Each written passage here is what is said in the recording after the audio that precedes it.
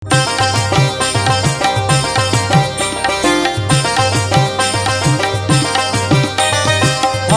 कृष्णा कृष्णा कृष्णा हरे हरे। दोस्तों, विश्व भर में सनातन धर्म का प्रचार कई वर्षों से किया जा रहा है। अधिकांश लोगों ने जो अन्य धर्म से भी नाता रखते हैं, उन्होंने हिंदू धर्म को खुशी खुशी अपनाया है।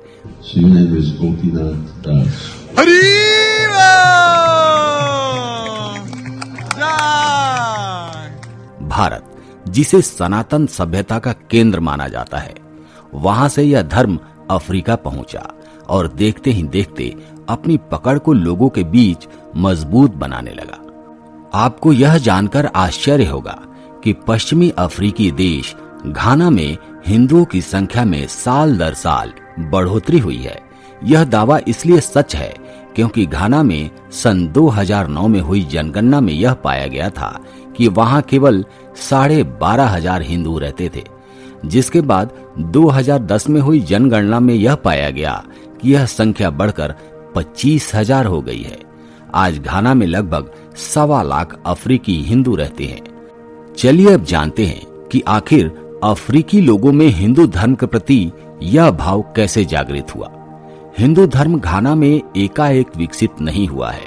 इसके पीछे एक ऐसा समूह है जिसने हिंदू धर्म की विशेषताओं को लोगों तक पहुंचाया है, जिससे अफ्रीकी लोगों में हिंदुत्व के प्रति श्रद्धा उत्पन्न हुई है। घाना में हिंदू धर्म को स्थापित करने वाला वह सिंधी समूह था जो भारत से अंग्रेजों द्वारा किए गए विभाजन के बाद घाना में शरणार्थी के रूप में बसने गए थे। उसके बाद स्वामी घनानंद सरस्वती के नेतृत्व में घाना हिंदू मठ द्वारा सनातन प्रचार प्रसार को आगे बढ़ाया गया था। घाना देश में रह रहे हिंदू वह सभी प्रथाओं का पालन करते हैं जो आमतौर पर सनातन धर्म में किया जाता है। वहां के हिंदुओं में भी मांस का सेवन वर्जित है।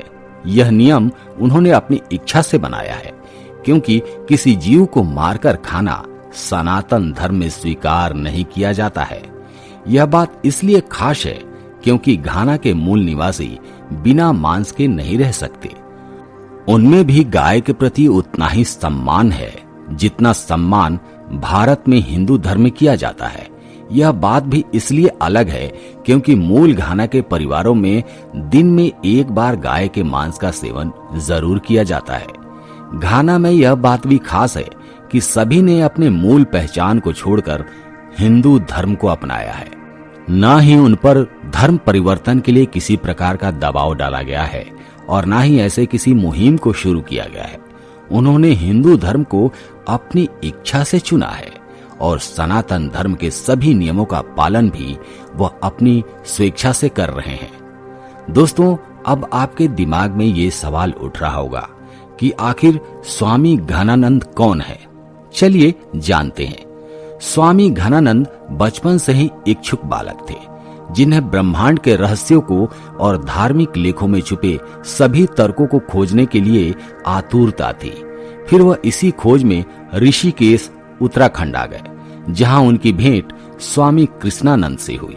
स्वामी कृष्णानंद ने उन्हें अपने शिष्य के रूप में स्वीकार किया और शास्त्रों और वेदों के ज्ञान से अवगत कराया, जिसके बाद उन्होंने वर्ष 1975 में घाना हिंदू मठ की स्थापना की और वहीं से प्रारंभ हुआ घाना में हिंदू धर्म का प्रचार प्रसार। स्वामी घनानंद सरस्वती ने घाना में 5 हिंदू मंदिरों की स्थापना की, जो अफ्रीकी हिंदू मठ की आधारशिला रहे हैं।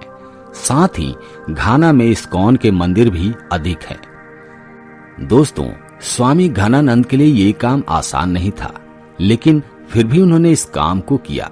कैसे किया? उन्होंने बहुत सारी आलोचनाओं का सामना किया। चलिए इन सब के बारे में जानते हैं। सनातन धर्म की विशेषताओं को घाना हिंदू मठ अखबार में प्रकाशित कराता रहता था, जिससे लोगों में सनातन धर्म को और जानने की इच्छा उत्पन्न होती थी।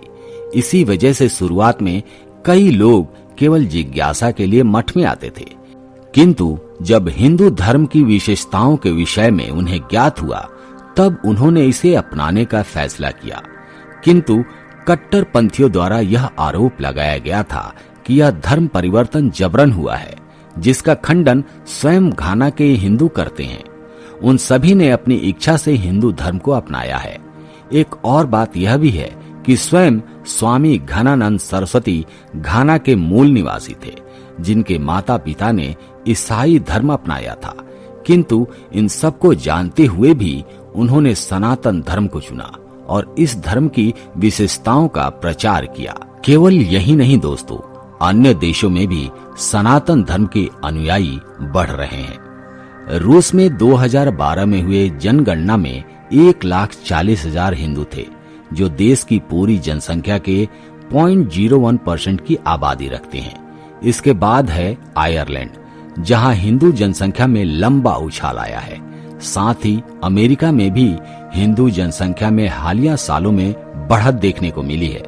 रूस, घाना, अमेरिका, आयरलैंड के साथ साथ विश्व भर में हिंदू जनसंख्या के बढ़ने की रफ्तार में तेजी देखी गई है, जिसका श्रेय उन सभी संत एवं महात्माओं को जाता है जिन्होंने केवल और केवल अपनी वाणी से हिंदू धर्म को जन जन तक पहुंचाया है और सनातन धर्म का प्रचार प्रसार किया है।